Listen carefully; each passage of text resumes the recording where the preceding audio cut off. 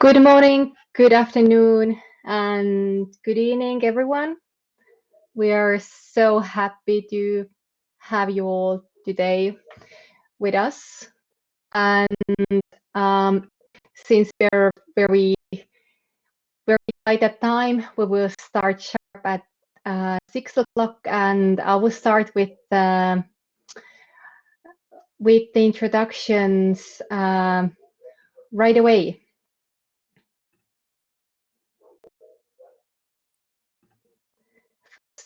Some housekeeping.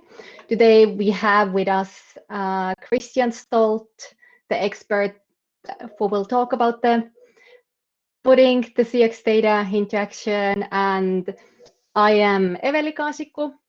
I am the marketing director of Feedbackly. And Christian is our customer success superhero. So we will be here with you today. And if you have any questions, then please write your questions to the questions section, which is on the right side or right below the video. And the webinar will also be recorded, and the recording of the webinar will be sent right after the webinar, about 2 hours after the webinar to you. So welcome again to everyone who has joined us now. And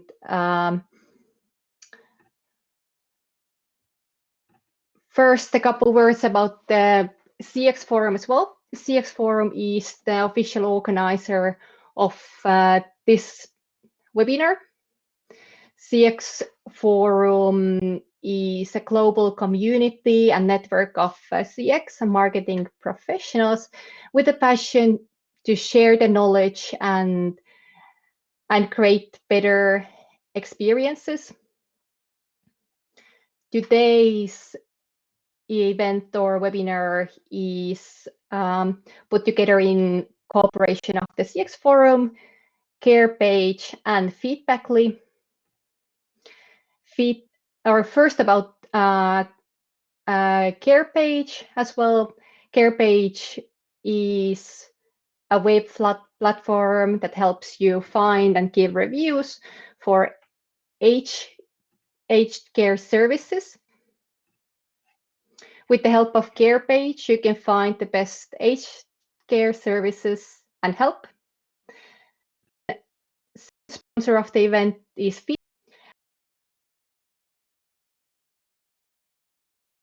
And Feedbackly is a very simple plug-and-play which is a customer experience management platform that helps you improve your customer experience throughout your entire customer journey.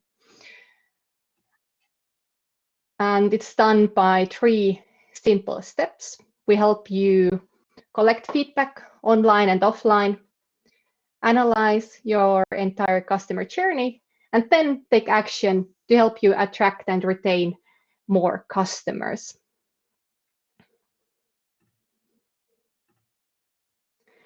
Now, before I free the stage for Christian, a quick note already now that all the participants and also registrants of this webinar will have a unique chance to also meet with Christian and have a 30-minute free CX assessment meeting with him.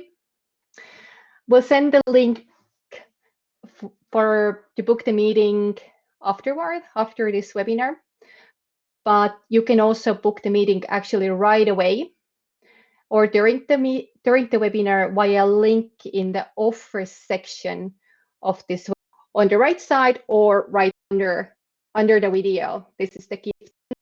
The stage is yours, Christian, our customer success superhero who has helped many industry leaders across the world with his really good team. And I'm really excited to welcome you here today. Here you go.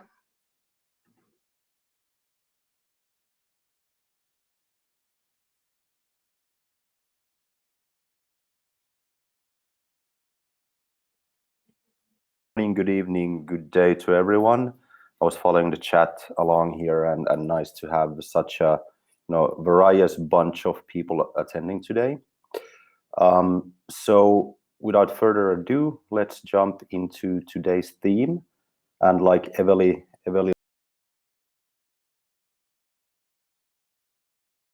laid the groundwork here, I at least hope that all of us are here today to learn more about how to put customer experience data into action.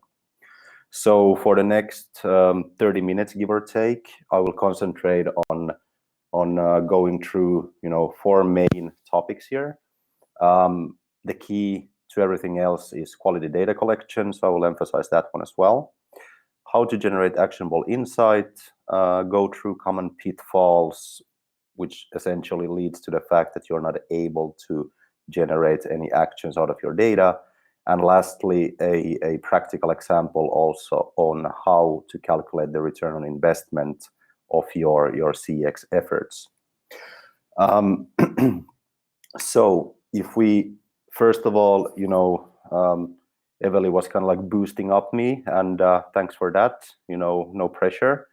But essentially, Chief Customer Officer of Feedbackly has about a bit under 200 customers worldwide that me and my team help in CX efforts. Company originated from Finland, where I'm also sitting today in our headquarters in Helsinki, and on the side also, creating content and courses for the CX Academy, which is also done in collaboration with CX Forum and Feedbackly to give some practical training into CX theory and knowledge. And then, of course, serving as an advisor on CX Forum, and not my first dance regarding customer experience and customer success. I have extensive experience in both of them from my past 10 years, give or take. There's my Twitter handle, and also you can find me on LinkedIn if you just look for me, so please feel free to connect as well. With that said, let's jump into today's theme. So the simple setup to actually start creating actionable insight on your data, CX data, is of course that everything starts with the quality of data you collect. So simplifying the essentially the value that Feedbackly as a company also provides, that we do, you collect feedback, you analyze it, you take action. Simple. So the first step, of course, in order to prepare yourself for taking those actions, which comes after stage 1 and 2, is of course that you need to get that quality data. And first step is usually to map out your customer journey. Why? Well, because that's the best way, as we can see in a minute, to actually engage your team and create cross-team collaboration and such. So throughout this next 30 minutes, give or take, I will use a pretty much 2 main drivers. I will use attract, which is used from customer experience to attract new customers, and retain, so actions to take in order to make sure that the customers you have, they keep coming back and hopefully also bring more money into you. So mainly starting the planning and work process on how to generate quality data starts with the simple question: what is the customer expecting to get in each touch point, or in on the attract part of things and the retain part of things.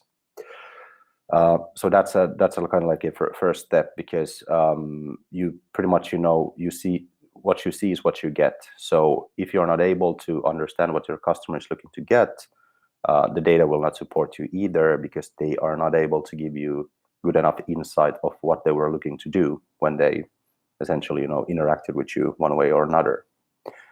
Then there's the important part of journey touchpoint versus transactional touchpoint. So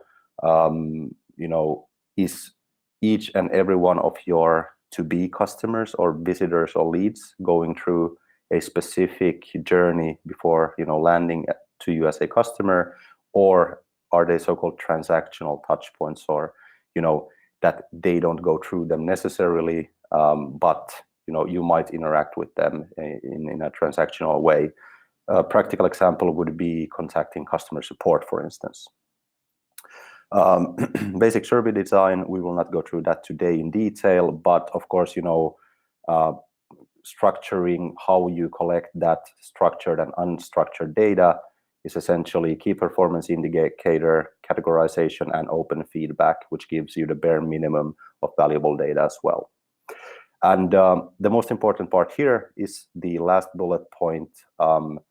You essentially, the more you enrich your CX data, I'll later on show you what I mean with that, is the more you enrich it, the higher quality your data is and the better actions you're able to take. But before we jump into the actions and scenarios in more detail, one of the main reasons why taking actions actually doesn't really take off or fail before you even get started is the fact that today we face a lot of customers also digitally. And well, of course, this has happened already before COVID, but COVID has also had its effect on customers, trying to find and hopefully finding your digital touch points as well. And when we're in a faceless environment, it usually also means that the kind of like there's a lot of things that goes unsaid there. If you think about the general environment today in the digital world, usually there's more than one people or one team involved in specific touch points or interactions that your customers have with your brand. And the thing here is that if you think or design, for instance, data collection from your point of view, inside out mentality, that just kind of like won't cut it, because the customer is looking to get a more of a outside in perspective or give feedback based on his or her experiences. So this kind of like shows that and reveals your organizational silos, where you just have to work cross team work. You can design everything by yourself. You need to work across team borders, across silos, because the customer at the end of the day only cares about what they're getting in every interaction. And that's also one big challenge that CX professionals we talk to are facing, and this is actually a big issue with people in your teams that are not in customer facing functions. So let's call them internal functions. So how can we engage them? So here's a few quick tips and tricks and on how to use it. Of course, you need to kind of like teach your employees who are not facing customers on what customer experience actually is. A great way to do that is to quantify it. So, utilizing your KPIs, for instance, saying that, hey, the effect on things you do has this kind of positive or negative effect on what the customer, experiences while interacting with us in this particular part of the customer journey. A very practical way to actually, start working on this is which we have done at Feedbackly ourselves. I have past experience personally with that, and I know a lot of good companies, very customer-centric companies is to create dynamic pairings with so-called internal and customer-facing teams, where you kind of like, let's say, you force the issue upon people who are not facing your customers day to day. There's a few examples here regarding, for instance, logistics, working together with customer support, and understanding what is the customer-facing role, what are the things the customers are actually, contacting everyone about, and so forth. So building those kinds of dynamic pairings is a good starting point there. I brought up a real-life example here, a Finnish company called Smartly.io, and since their foundation 10 years ago, give or take, 2012, I think they started, they have had from the day one that everyone in their company is doing customer support, a specific time of the week. This goes to all the product developers. This goes to the CEO, COO, everyone involved, because that's how you keep things fresh. That's how you engage your team, and also listening to the customers.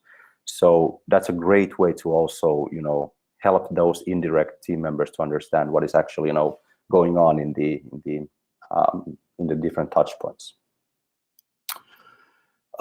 So with that said, and looking back at the fact that, okay, looking to engage the team and using attract and retain as the main drivers, we can get to work on the actionable insight side of things. So there's a reason why I simplified this today to this, because if we take a too generic approach to the actionable insight today, there won't be any real world practical examples. But I encourage everyone to think, about the attract and retain from your own business. What would it mean? What does it mean to actually attract new people to get a customer, or to get to, let's say, interact with your brand? And what does it mean to retain people who are, your customers or users or whatnot? So simplifying that one, it of course means that attracting is generating leads, converting them to paying customers. How to attract new people to do business with us. And retain, we hopefully all understand how costly it can be to actually, lose customers in the software SaaS business, which we are in with Feedbackly. It's 7 times as expensive to get new business than it is to kind of like keep existing business. So it's a huge factor in cost as well. So retain, how to minimize churn and at the same time increase the lifetime value. Have the customer return to you, have the customer continue doing business with you month on month. So like mentioned, this same logic applies to other business environments as well, and both for recurring and on one-off business models. So the main thing here is, of course, it might look really simplified. It might feel really simplified, but the point here is to, what happens pre engaging with your brand and after actually engaging with your brand. That's the idea here. And then it's easier to start specifying all the things that happen during the attract phase and the retain phase. So essentially, your first version of your customer journey as well. Good.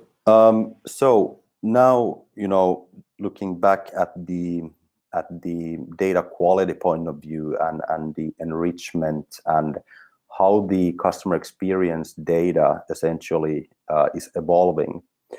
For quite some time, especially in brick and mortar environments, the feedback data collected has often or very often been very anonymous. So a lot of companies were looking or are looking to gather feedback anonymously, with the idea that if people don't want to, or don't need to tell who gave the feedback, the quality of feedback will be higher. To some extent, yes, that is true. But when we look at the overall, buying trends and what consumers, for instance, are looking to get, personalization is one key theme that is arising in every study you can find about CX and purchasing in general.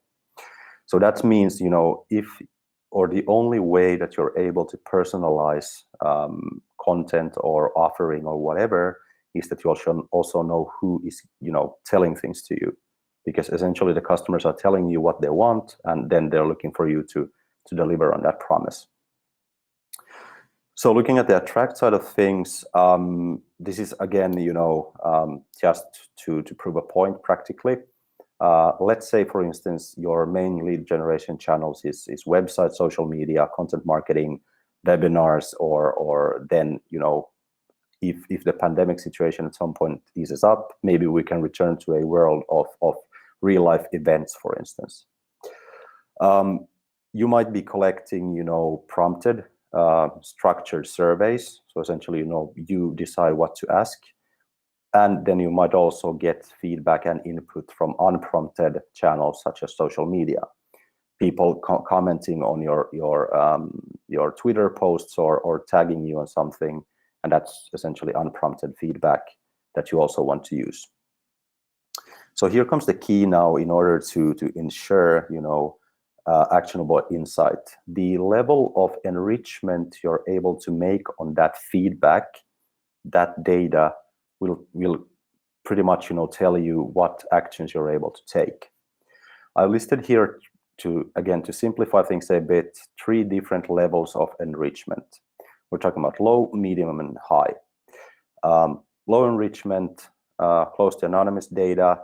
So this is pretty much, collecting usually on websites or let's say on social media, just general feedback. Hey, it would be nice if your, for instance, e-commerce store would have more information about things A, B, and C, or your site is very poorly structured. I'm not able to find information about something.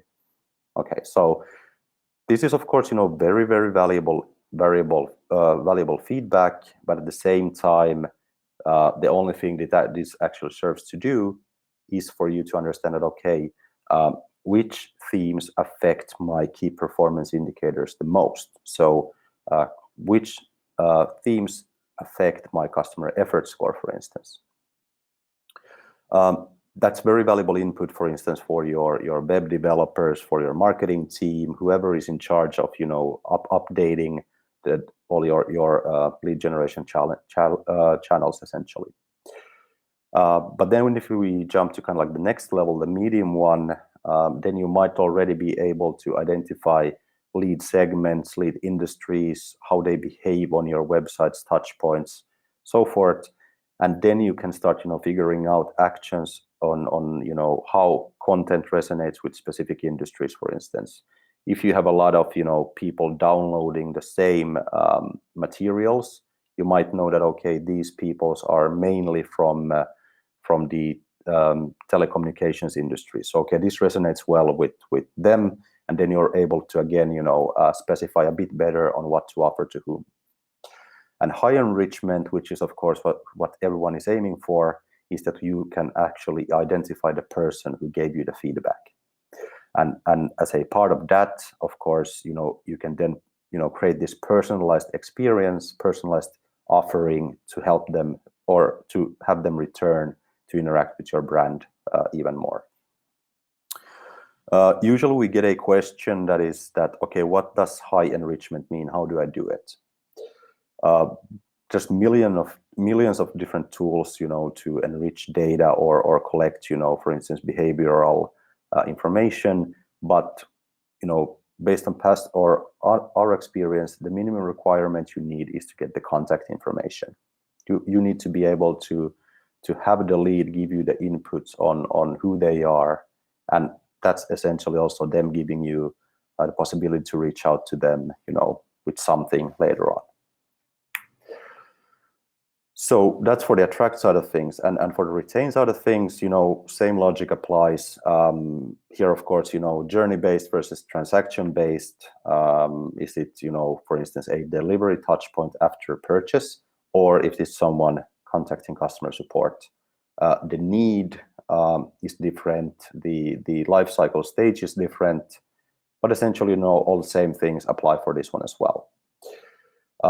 The maybe biggest difference between now attract, which is, it can be very low quality data at first, but on the retain side of things, these people are already your customers or have already, purchased from you or interacted with you in some way. So you should basically have also more information about them than just, for instance, an email address. And here are some examples, purchasing behavior, how many times did they contact your customer support, have they bought something as a result of your newsletter campaign, previous service course, etc., etc.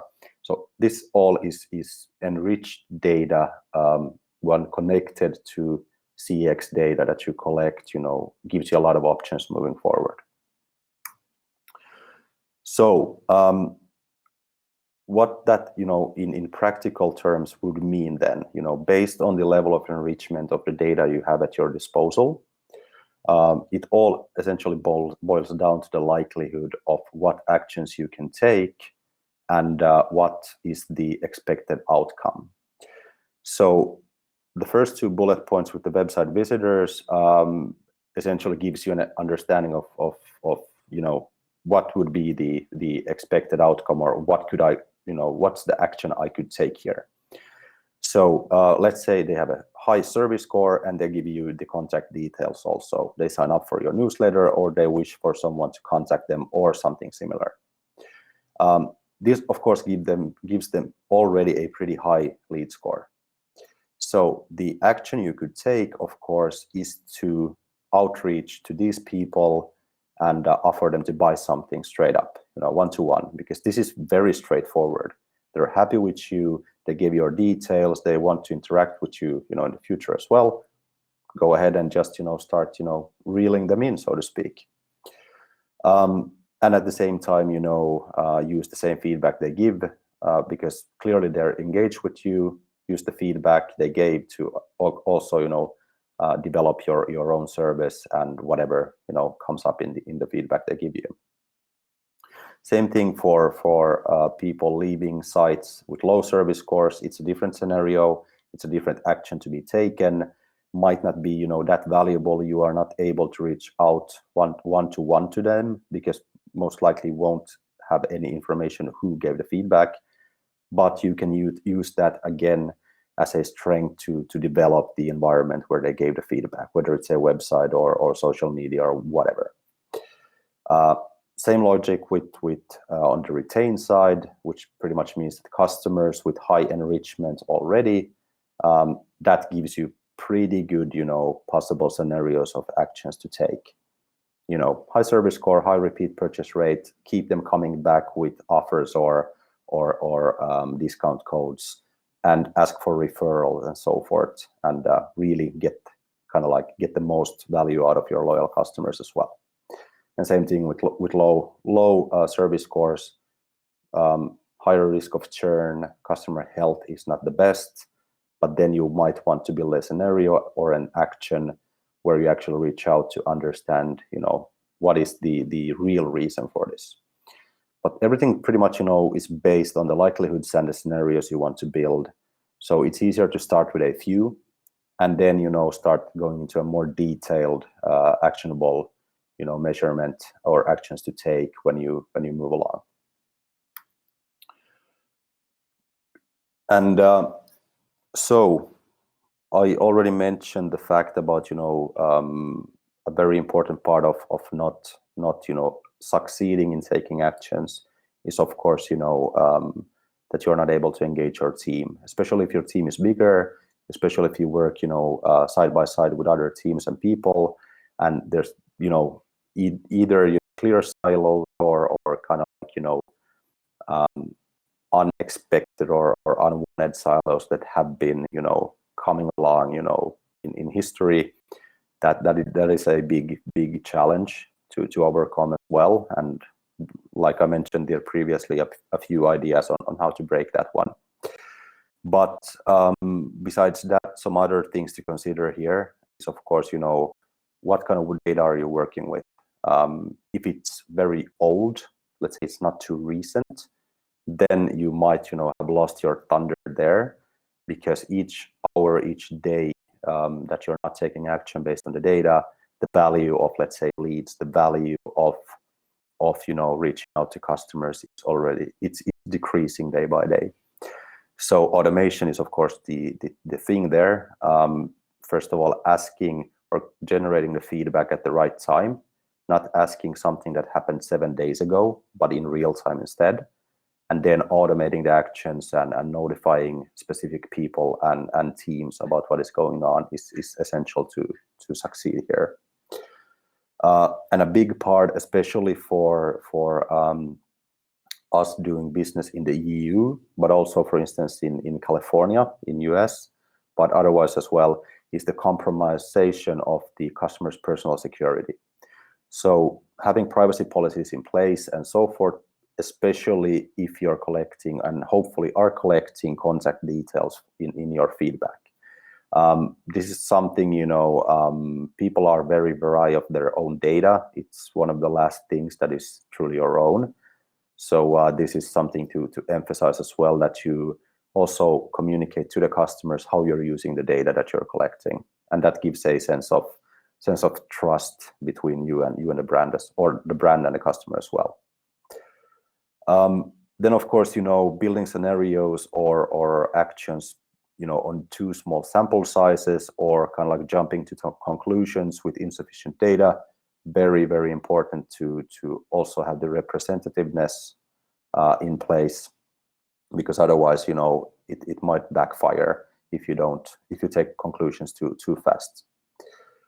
And then lastly, when you have all of your actions, built, you want to also follow up, how are your actions converting? So that's important as well, because that's the best way to iterate that. Did actually my outreach based on what I proposed to the high service score, high repeat purchase rate customers, did that action actually result into them, buying more from me, or widen the buy more from me, for instance? And that way you can, always keep building and always keep, updating that actionable part to make sure that you're doing the right things that will also generate more revenue for you. And lastly, CX data alone. So essentially, if you're collecting anonymous data, it limits a lot of the actions you're able to take. So that's pretty much the action part of things. So then to end this my part of the webinar is, of course, to have a look at the return on investment. So this is a topic, that has been around customer experience and in general, feedback essentially for quite some time already, but a very important topic, and it's not something we're able to cover in a few minutes today. It would take another hour to actually dig into the details.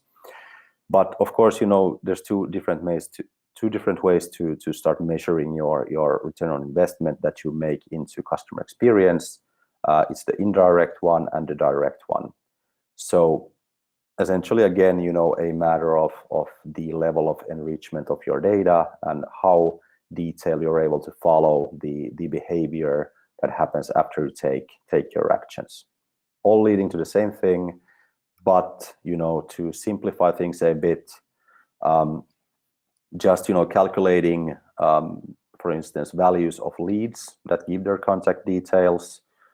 Usually we talk about $2 to $4 US per lead. So with simple calculations, if you generate 100,000 of revenue to those leads you collect, and those leads are, for instance, 30,000, that gives you a value of 3.33 per lead on average. Of course, not all leads pan out to be your customers, but essentially, this is something between $2 and $4 is a pretty good standard to start working with. In this case, if you then invest, let's say, 20,000 into your CX, whether it's a feedback tool or something else, then you can, calculate with simple math a return on investment 350%, and this kind of like serves as a starting point on how you start, building and calculating your return on investment, because you're able to also monetize on the feedback that you actually collect. The same kind of like basic formula to get started works with leads. It works with, for instance, let's say you get reviews on Trustpilot or Google review or something else. Each review has a standard, value that you can use, and you can actually Google it, that what is the value of a e-com review on Trustpilot, and there's a lot of studies done there, so you can use benchmark numbers there as well. But essentially, this ROI part of things was just kind of like to introduce that it doesn't have to be too complicated in the beginning. You can get started easily as long as you just have the data on what different elements bring you actual value. And for instance, on Feedbacklist website, we do have a lot of material on return on investment, and we also have calculators. So feel free to try those out and play around, and we can discuss more then if you're interested to hear more from our side. Good. So this was the part of taking action, going from the quality data to engaging teams, common pitfalls, building scenarios, and then simplified version of how to calculate your return on investment.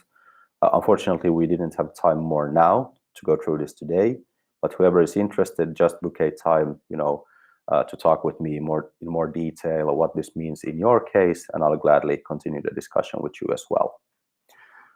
Thanks for listening, and back to you, Eveli.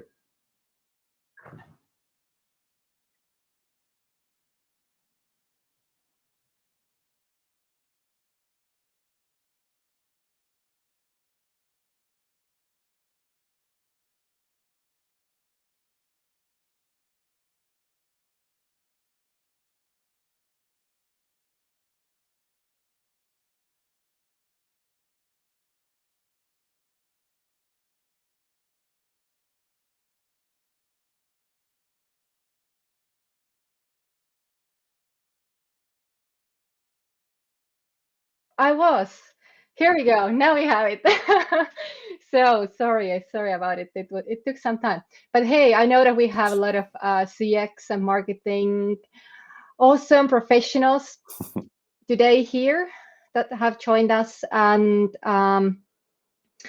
we actually, together with CX Forum or CX Forum Carepage and Feedbackly, are also creating a global future CX Outlook 2021 report to learn about the future of CX, to which direction it's going, and so on and so forth. I would like to invite you all to answer our short survey and give your insight also to this.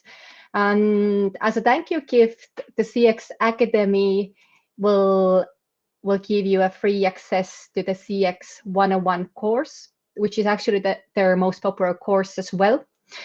And then, of course, I would like to remind you the awesome opportunity to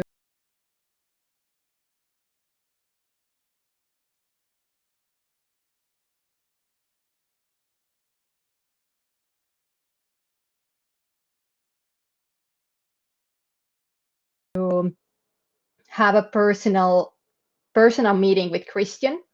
Christian can help you evaluate your current status of your CX program and learn what could be the next steps that you could take to improve it.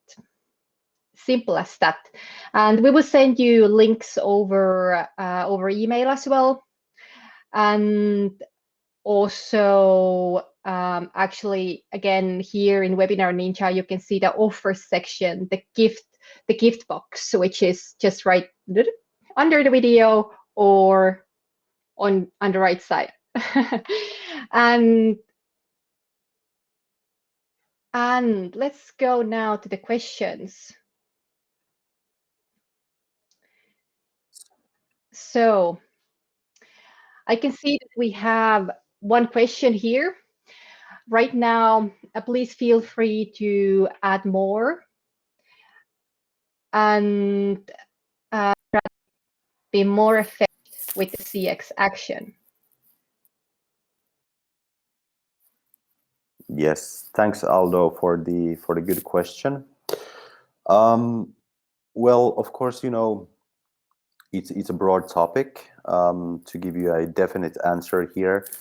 But if we look back at, for instance, what the pandemic has actually led to, it has, of course, forced specific companies that might not have had a omni-channel strategy in place, has led for them to actually create one. So, and the ones that really had a omni-channel presence previously, it has also meant that they have been able to enhance that.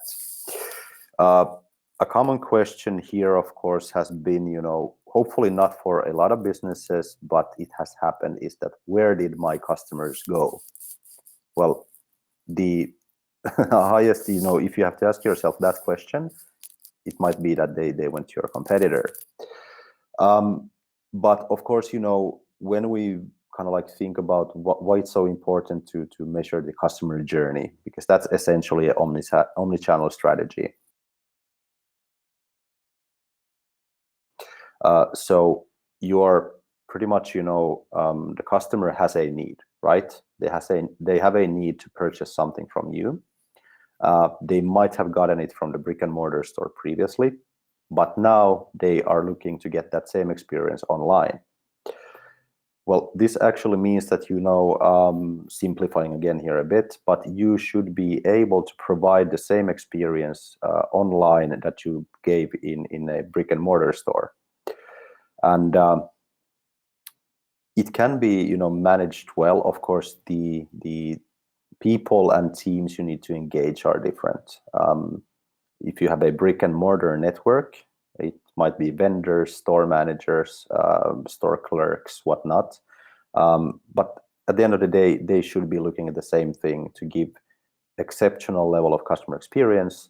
But when you take that same, same need, same expectation online, pretty soon you understand that, okay, it's actually not the brick and mortar customer people who are actually giving that experience. It might be your logistics team or your digital sales team or growth hackers or whatnot. So, data is the key here as well. Understanding what has worked well in the brick and mortar store and, duplicating those best efforts also into the digital channels. But, to be effective, well, essentially, automating and utilizing the past good experiences from other channels or other touch points, which are actually looking to give the same outcome to the customer. It doesn't matter if it's digital or online. You need to use them, use the kind of like the findings and understanding, to support one another and not look at them as two different ones. Thank you. So let's take next question. Here is a really good question that as a CX advocate in an organization that hasn't taken candidate experience design seriously until now, I find it difficult to prove to the business and development team the need of journey maps and adoption metrics and why we need to bake that into the roadmaps. Well, Julian, you're not alone with that. That's something we work on day to day. Luckily, first of all, let's say decision makers, executives are more and more, understanding that, you need to be customer centric in order to survive in today's business environment. Having that said, it's not the easiest way because essentially you need to engage your pretty much, all of your different teams in the company because it's cross-team collaboration. So if I understood your question correctly, it's kind of like, how do you sell the value of customer experience and essentially the value of customer journeys to decision makers? I think, the best thing is you need to monetize it. You need to show that, okay, either put in the fear or then the opportunities. So, start off with, okay, what is, what if we don't do this, this is how it will affect our bottom line. But if we do this, this is the potential upside. So, taking that return on investment idea to play around with numbers to actually generate some monetary value on the things that happens throughout your customer journey or the mapping, and that way it's easier to sell to teams that why is this important. Never an easy topic, but when you add financial data into your arguments, that's pretty much the best way to also create some interest inside your organization. Are running out of time, but if you have time, then you're welcome to continue with us with one more question, the final question. If you don't have time, then we will also send you the recording. And here is one question that's also upvoted, that for return of CX activity activity in the organization, which might also be having a positive financial effect.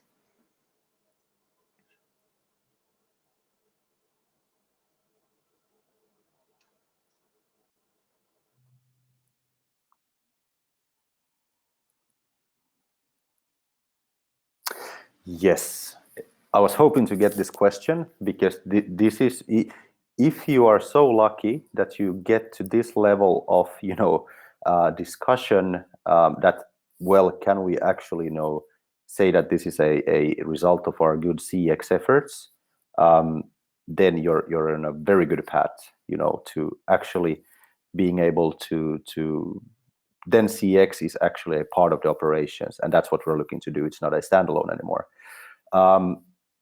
Now, I would say, that there is, of course, again, not really knowing exactly what line of business you're in, or if you're talking in general about this topic. But I would say at the end of the day, what I also mentioned to Julian here before is that, monetizing the value of the customer experience data is one thing. So it's essentially excluding everything else. But, the straight answer would, of course, be that it can never be 100%, said that, okay, thanks to CX, this is what we do. However, one good part, of course, is to look at it from what teams or what functions actually lead to the positive financial effects. What we do is the matter of for instance, sales teams executing better on marketing promises than before, thanks to the fact that now we understand what marketing actually is promising, what we previously delivered, and that way, pretty much, upgrading the experience or the service that we provide to the customers. So, trying to pinpoint out what is the sole reason is never easy. But, at the end of the day, hopefully you don't have to make that distinction at all, because it would be as a automatic result of listening to your customer and actually updating your operations based on that. It might work better, from a negative financial aspect. We are losing customers because our cost to serve, for instance, is too high, and we're not actually taking actions on the fact what the customer is telling us that we would need to do. So negative would work better than, yes, or more easily than these are the ones one. we're using with our customers. So Christian, do you recommend them? Thanks, Eveli. I was about to mention the customer journey maps because we had a few questions about that. So please download the templates. So those are good starting points.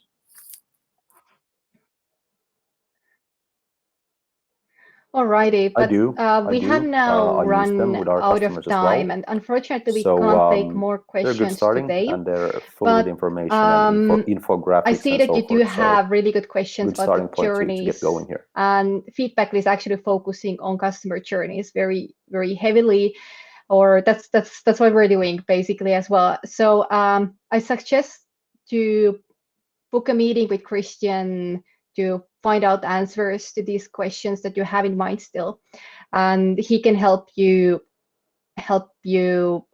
find answers to these questions and figure out the next steps that that could help you as well. But thank you so much, Christian, for the smart words and everything. It was great, and thank you so much, everyone, for being